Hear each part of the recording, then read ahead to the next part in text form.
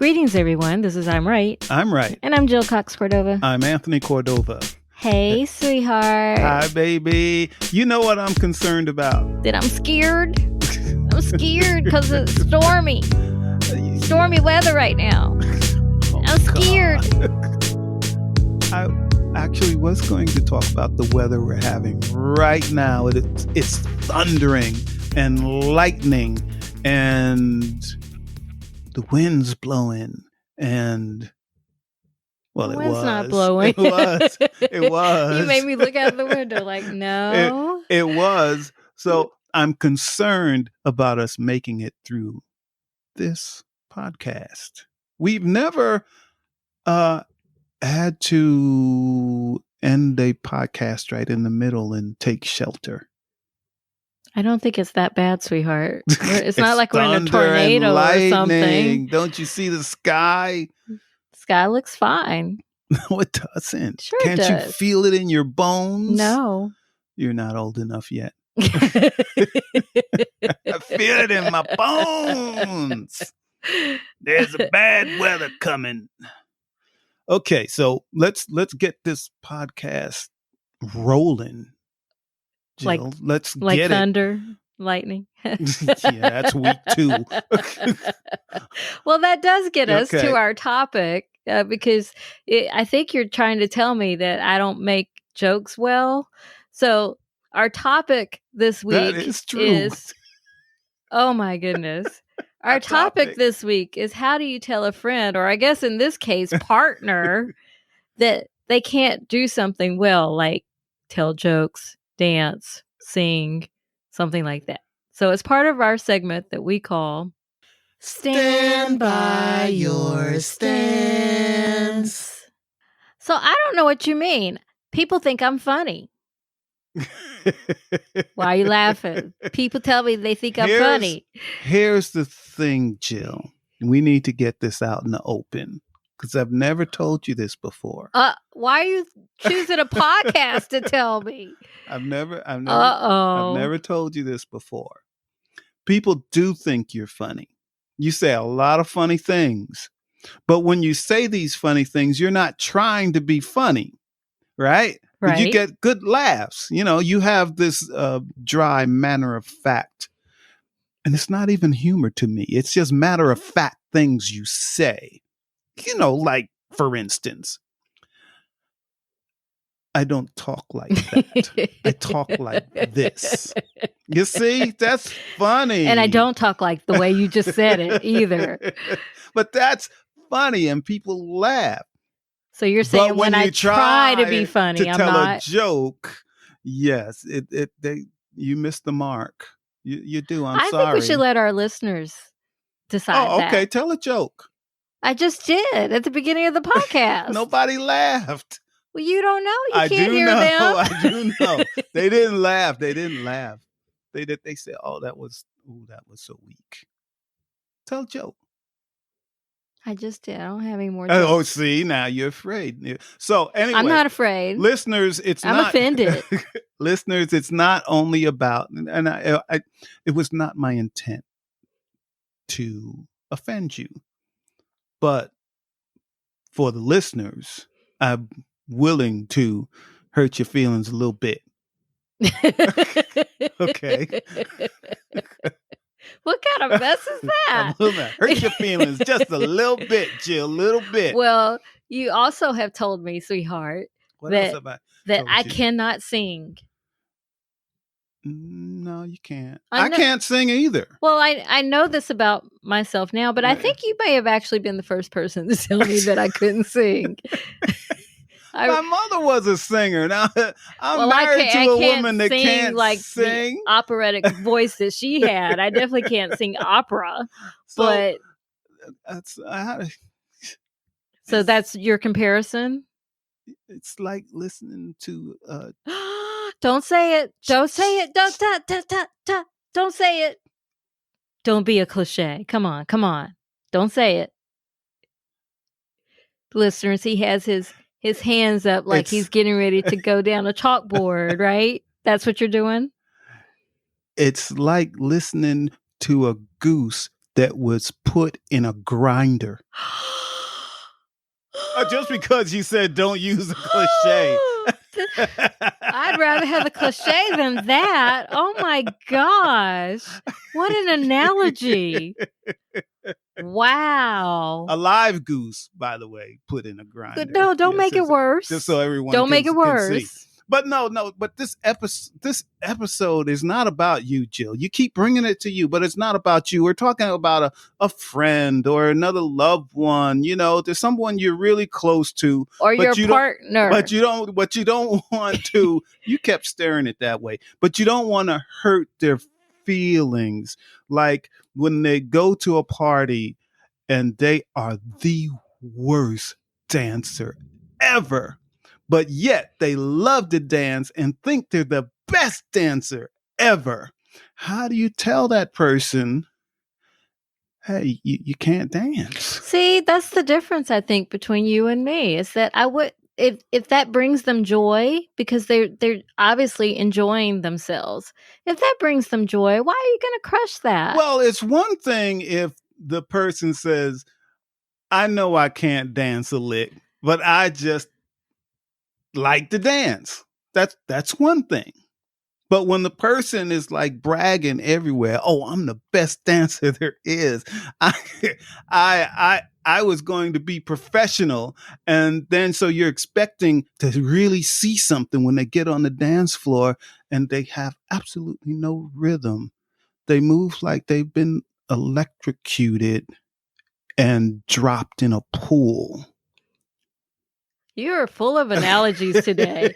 Well, maybe the approach could be, the other day I was watching the show The Real, and one of their hosts, her name is Amanda Seale, said that she thought she could really sing and perform, you know, like, and you know, what do you call it? Triple threat. She thought she could sing, dance, and she does act, right?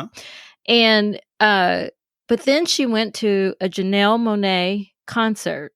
And within minutes of the concert, of Janelle taking the stage, she says to her friend, oh, I will never be that good. Well, that's one thing, not being that good. But it made her realize that she couldn't sing. She couldn't carry a tune at all? That's what her feeling was like, oh, but that's in her mind. See, but people that know her might say, oh yeah, she has a good voice. She's not going. I don't think they do. They didn't. I think that was her point, was that she had to see someone that is truly good at it in order for her to see herself. Took that long. So maybe took that long. Yeah, it took that long. So yeah. So her whole life, she's never seen anyone. Well, I don't know how long really ago the Janelle Monáe concert was, but yes, it took that moment for her to realize, and so she okay, but so maybe if someone really thinks they can dance and they're the best dancer, you take them to see Alvin Ailey or some dance, and you know what they say, I can do that. And then that's when you say, no, you can't. But you can't. I can. But you can. I can do that. Well, maybe video, compare them side by side. Like, doing the same see, dance. Look. And they say, I'm doing it better than them. Yeah. Anyway, but maybe they should get you were telling me about the singer, but remember the documentary we watched, and I can't remember the woman's name, but she was an aristocrat in New York, I think. And she had a lot of money. She had a whole lot. She was very rich. And she loved to sing opera. Oh. But she couldn't. It wasn't a documentary. It was a Meryl Streep movie. Was Meryl? Yeah, really? Meryl Streep played the singer. Yeah, but that was based on real life. Based on a real person, but it was actually, it was a film. It was a film. Okay, yeah. I mean, a documentary is a film, but it wasn't. Yes. I understand. They fictionalized it. So this woman lived her life not being able to sing a note. She couldn't. She was tone deaf. Yes. But do you remember? Yet she had these enormous concerts. Because she was that bad.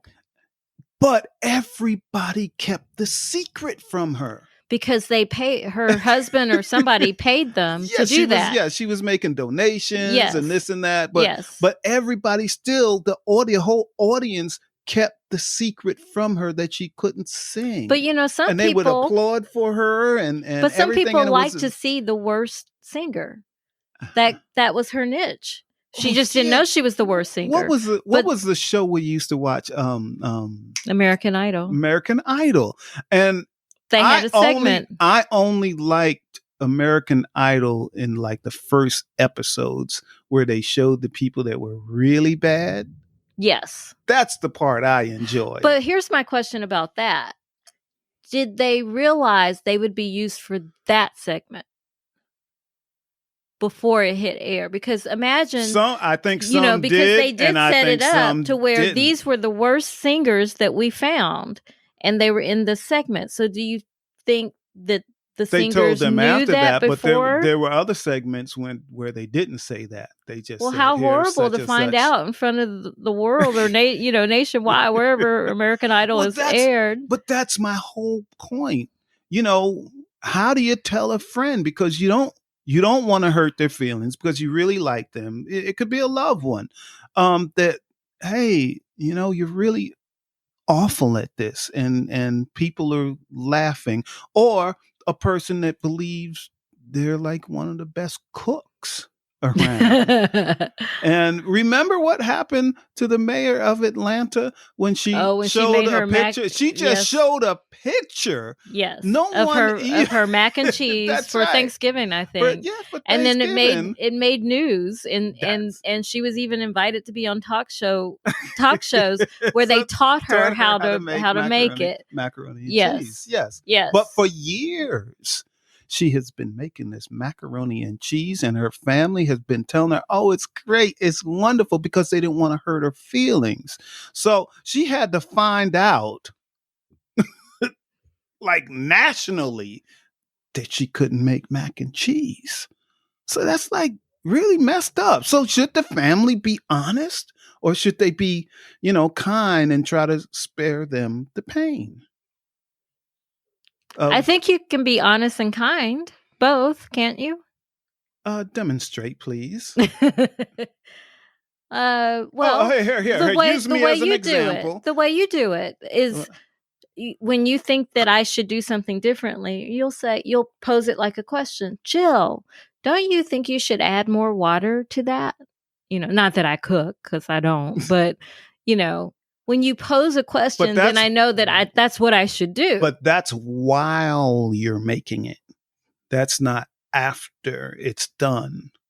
But it seems like to me, people I can see when people don't enjoy something I make. Are you sure? I'm sure. I don't. Okay. I know I'm not a good cook. I know this about myself. No, actually, you're a fair cook. You can cook by recipe pretty well. Actually, if you follow a recipe, and I'm the type, I don't follow recipes. Most of our family, sweetheart, they don't want to eat my food, so therefore I don't make anything. That's not true. You make what did you make? You made the lasagna. You made a well, that was only recently. I finally found a recipe that people like. Everybody loved it, but let's I've been picking on you this in the beginning of this episode, so let's pick on me. Okay. As you know, and the audience know that, maybe 2 years ago, I took up the drums, decided I was going to play the drums. Okay. Yes, you did. In the beginning, I know I was awful, but you didn't say anything. Because I wanted you have to practice an instrument to become better. Was awful. So now it's 2 or 3 years later. And compared to the piano, you were much better. Maybe we should have used piano as an example when I tried to learn the piano. But anyway, I like to play the drums. I know that I'm not this great drummer and probably will never be this great drummer, but I can keep a beat. I can, play along. Okay. Okay. But what if I think I can just keep a beat What if I can't keep rhythm at all and I don't know it? Oh, I would tell and you. You're not telling me. No, I would tell you. You're not. But how would you do? You would tell me. How would you tell me? I would say, because you know how much I love it. So how would you tell me without hurting my feelings? I would say, sweetheart, I'm really glad that you're practicing. Well, it's, as our listeners know, practicing when I'm not writing. I'm really glad to, see that you're practicing. But doesn't that sound a little offbeat to you? I'd be like, no, I'm on time. Hey, if the best thing about me drumming is I got good time. I'm on the mark. And I would say, and I might let that go, and then I would come back like, hey, listen to this Sheila E. and try to play to it. See if you can match her beat. And you'd probably still be off a little if that's the situation. And I was like, see, you're a little bit off. And you would say, you hurt my feelings. You know I love to play the drums. And now you hurt my feelings. You took that away from me. Why you would take that away from me? You hurt my feelings. I would say practice, practice, practice. But just keep going. Every time I hit something offbeat, I couldn't keep a beat in your head. You're like, ugh. It's bad enough that I play the drums while you're trying to do something else. But if I was playing the drums all off beat. That's why I know I would say something. That's why I know. Yes, it would be. That's why I know I would say something. Now, but I would try to be kind. Then there was the time I tried to learn how to play the piano. Because of you pushed me into that, by the way. No, I did not. Yes, you did. No, I did not. You said you wanted to learn how to play the piano. Yeah. You said, Jill, teach me how to play the piano. And I that did audience, I unknowingly, audience, I was like, yes, sure. Yes. Excited to teach you. And then, audience that and then did not you go were well. No. Because I would show you how to do something, and then 5 minutes later, you're like, "Okay, you could go." And I'm like, "What do you mean? You haven't? It's time for you to go now." Yeah, and I was like, "That's not a complete lesson." You showed me what I need to do. No, I didn't. I showed you like one note, and one note is not good enough. I was trying to show you things, and you're like, yeah, and you tell me to go after 5 minutes. I'm too old to be learning how to play the piano. You had no patience. You had no patience. So I'm glad that you found YouTube as a teacher. I'll tell you what, though, I can play the piano better than I used to. Says who? Me. Why? Me. I'll play something for you when this podcast is over. How can you say that when have you been practicing the piano when I wasn't here or something? Because I haven't left the house in months. No, I've been practicing for years. When you're asleep, I put the headphones on and plug it into the keyboard and I practice. So, yeah. That's okay. You don't have to prove anything. See, that's you telling me I can't play the piano. Fortunately, I have a thick skin, so it doesn't hurt my feelings. But you can't play the piano. I can play the piano. I've composed songs and everything. The songs that I thought was part of a horror story. And you said, yes, Jill, I wrote it because of you. And I was like, what are you trying? I'm thinking it's all romantic and, it's going to be like a love song. And then it's like, like horror music. Yeah. Ominous. Yes. But, yeah. That's what comes out. Banging on a piano is not playing, sweetheart. See, again, that doesn't hurt my feelings. Because you know this about yourself. I have a thick skin. It doesn't hurt my feelings. But if you said that to someone else, a friend of yours, it might hurt their feelings. It might.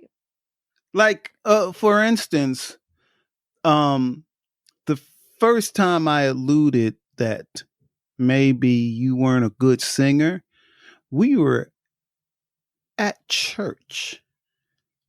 We were? We were at church and a friend of yours was speaking at the church. Yes. Have I told this story before? Not on the podcast. But you and I have discussed this story many times. Listeners, Jill and I were still dating.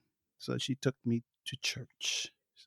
Specifically to hear my friend. My friend was a guest speaker for a guest speaker for a Black History Month. Yes, thing. but she was a guest speaker. Yes. Okay. Yes. So we came to support her. So yes. So we're sitting there and she's speaking and she's doing a really good job. An amazing job. Amazing job. She's amazing.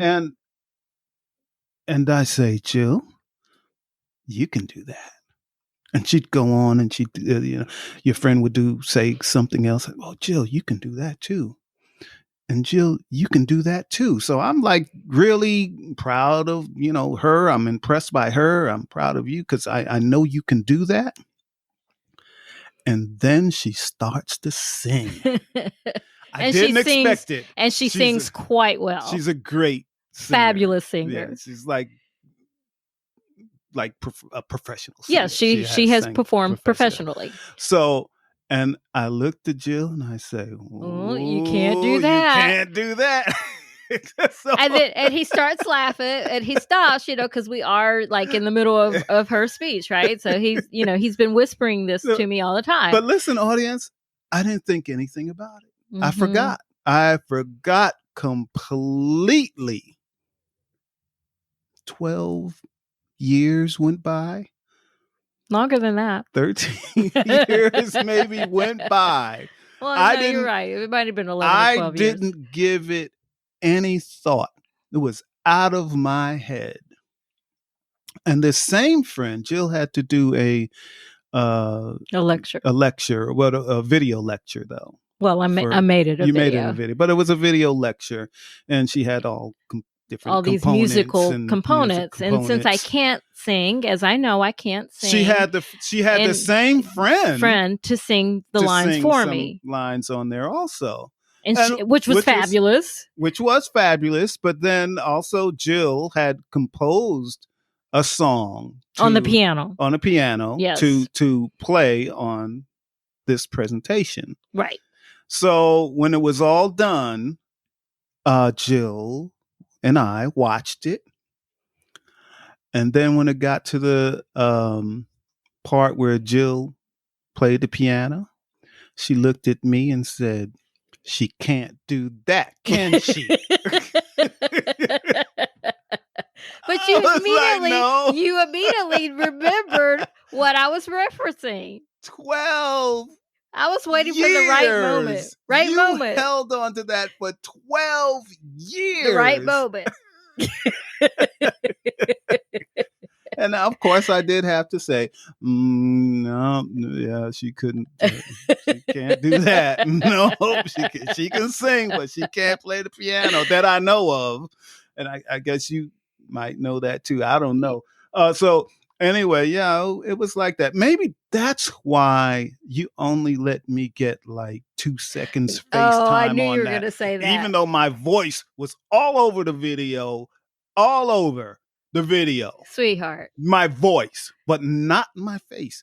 Your face? 2 seconds. They saw you enough to where later, when the audience for that video, when they saw you in person, they're like, "Oh, you were on Jill's video." So enough for people to recognize you.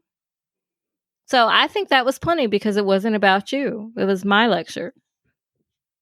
That's why you didn't give me any FaceTime. That is not the reason. Yeah, everybody else that was on there got some FaceTime. I got like 2 seconds. Who else was on there? You were on there. Your friend was on there. Well, because I had to record her voice, I had to show her who was speaking. You recorded my voice but too. They saw you. I established that they saw that you were the one speaking. No. They heard my voice several times. And after then, they saw you. No. I remember this. No, I established you first. No, I did. No, that's like editing 101 is to establish who's talking. No, you did establish who was talking. You spoke. You said, "Oh, this is my husband, Tony.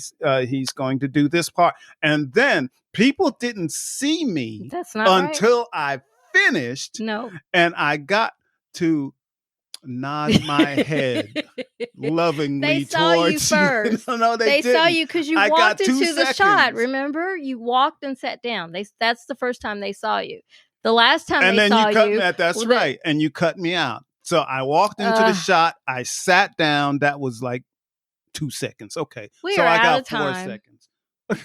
We are moving on How do you to tell a our person? second segment that we call Give it a rest and a resolution. How do you tell a person they don't need much FaceTime in somebody else's video? Right? That's not, no, that's not the topic of our episode. Well, what's your conclusion resolution? Well, I guess I have to go with what I actually do, and I don't have the heart to hurt their feelings by telling them they can't cook, they can't dance, they can't, whatever it is that they do awful. I don't have the heart. That is not you. You tell people things like that all the time. No, I don't. Yes, you do. Give me one example. There's someone close to us that you tell all the time that she cannot cook. Yeah, but she knows it.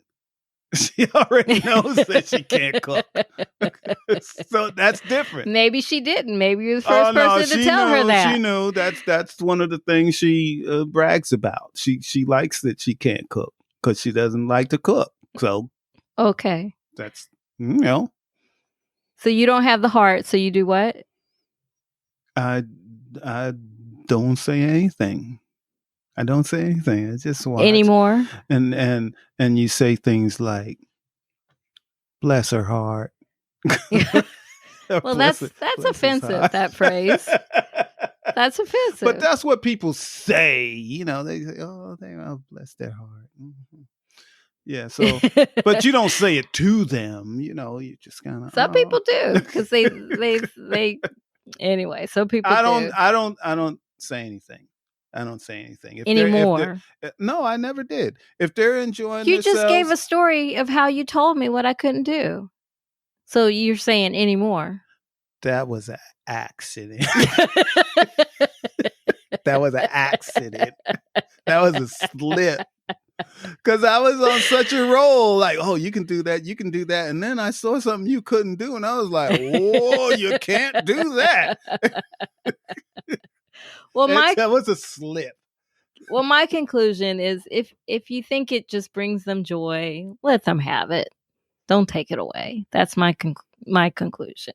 All right, let's get to our last segment that we call I'm trying to help you. Any more advice? No.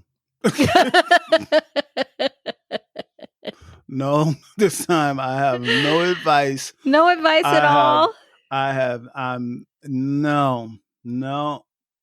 Well, my advice is if you do feel the need to tell someone that they can't do something that they think they can do, is choose your words wisely. It's all about the presentation.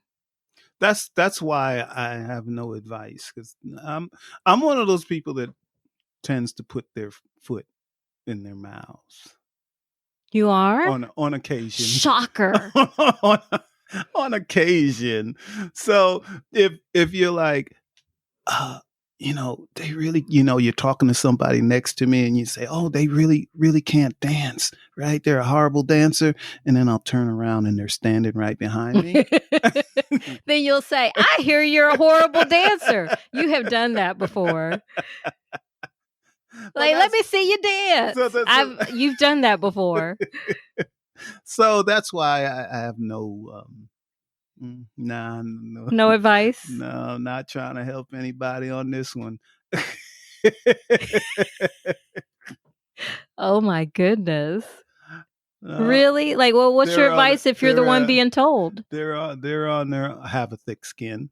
Okay. See, that's good advice. Easy. Yeah. That's a good advice. Okay. All right. Well, I guess we can end this episode. You sure? Yeah. Is it storming yet? No. It's not? No. Oh, okay. Well, I'm Jill Cox Cordova. I'm Anthony Cordova. You've been listening to I'm Right. I'm Right. Shout out to Gifford Ivan Cordova III for the music, Nick Zinke for the art. And thank you, listeners. Listeners. I'm sure they think we're wacky by now. You think that? They might think that about you. I don't know about me. I'm the level-headed one on this podcast. Everybody knows that. I'm the one that has some sense. You're the one with the jokes. And on that note, bye everybody. Bye-bye.